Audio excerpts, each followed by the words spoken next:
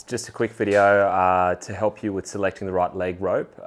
When starting out surfing, there's different lengths, thicknesses, different cuff styles. All right, so pretty much with the general rule of thumb is matching the leg rope length to the length of the board from the nose to the tail. Depending also on the weight of the board. So obviously if a board's a lot heavier like this foamy to a lightweight kind of performance fiberglass board, you can go for more of a thinner performance leg rope compared to something that you generally want a little bit more thick. Keep in mind also the wave height. If you're planning on surfing a board, this is for small waves, but it's a heavier board, so you want to have a thicker leg rope cord compared to something more what's called comp or a pro leg rope, which is a thinner leg rope. It's more lightweight, it doesn't get in the way as much, and so on. So when thinking about like what length to go for, think about the length of the board. So from the nose down to the tail of the board. We generally recommend going for the length of the board, and then if the board falls in between the sizes of the leg ropes, then it's better to go up. It's better to have a little bit more than less, especially when you get into the bigger style boards, because you don't want to be walking around on your board and your leg rope kind of stopping you from doing that. If you do go for a calf cuff, the benefit of that really in the kind of 8 foot and above range is that it makes it a bit easier to walk around the board more, because the leg rope is obviously up just below your knee. It's not sitting on the board, so it's going to get tangled in your feet and so on.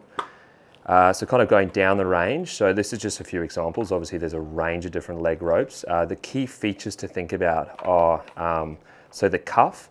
Generally the more expensive the leg rope, the better quality the cuff. It sits a bit more comfortable on your foot. It's got better Velcro, easier kind of release mechanism and so on, and added other features.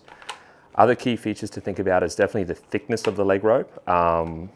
So the thickness influences, the durability, the wave height. Obviously this is a very thin leg rope in a 6 foot kind of range. So it's for a more performance surfboard compared to something like a Mao, which with this, the board would be too heavy and it can stretch the leg rope. So just talking through the features of the leg rope, you've got your rail saver here. So this is designed to sit over the tail of the board, so the end of the board, the rail. We'll touch on that later on. Other key features to think about is just the swivels. Most modern leg ropes will have 2. This just stops the leg rope and the cord getting caught up, entangled. And you can see there's 2 on this one. The better quality obviously is more marine grade swivels, and they last longer and so on. A key part of a leg rope as well for comfort is the cuff. Again, you kind of get what you pay for. I would stick to kind of the bigger brands. You can see a range of them on Boardcave. So the cuff, these are really, really comfortable. So you've got the rubber inside there for grip, so it doesn't kind of slide up and down your leg.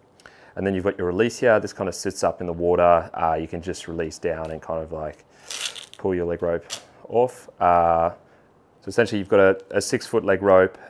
This is the comp model. So generally comp and pro are lighter, or you actually get light models as well. It's really you don't have to worry about the names too much. It's just looking at the thickness. So this is 6 mil. So generally it's a thinner leg rope compared to something a bit more thicker, which is the 7 mil. So obviously it's going to be a lot stronger for bigger boards, bigger surf. In bigger surf, you obviously want to go a lot longer with length as well. So the rule of thumb, as mentioned earlier, is the length of the board and more. In bigger waves, they're going to be more powerful. So then you have to look at getting a lot bigger leg rope. We can touch on that in a video at a later stage. Just a quick look at just putting the leg rope on. So all leg ropes come with the leg rope, the little rope at the end of the tail saver. So you want to thread this through the leg rope plug at the back here. You can just push it through. Sometimes it's a good idea to have a little fin key or something that you can push it through, because it'll get stuck in there. What you want to do, a lot of people do this and they put the rope through and out. This is not a good idea. So because this will then get over the end of the tail, and if you get a big wave or any kind of pull, this will pull through the back of your tail, and then you're going to have to take your board to the ding repairer. So what we recommend, which is a lot stronger, is you loop it through, you get your tail saver and you slide through the one side and then through the other and down to the end so you get the tongue through. So it pretty much sits straight through there, and then you put your tail saver on. You Velcro it up so it's nice and strong. So the benefit of that is your leg rope's actually going to sit up a bit better and not get as tangled as it's like when the opposite, which is kind of dangling down here. The main benefit is really that this tail saver is going over the end of the tail.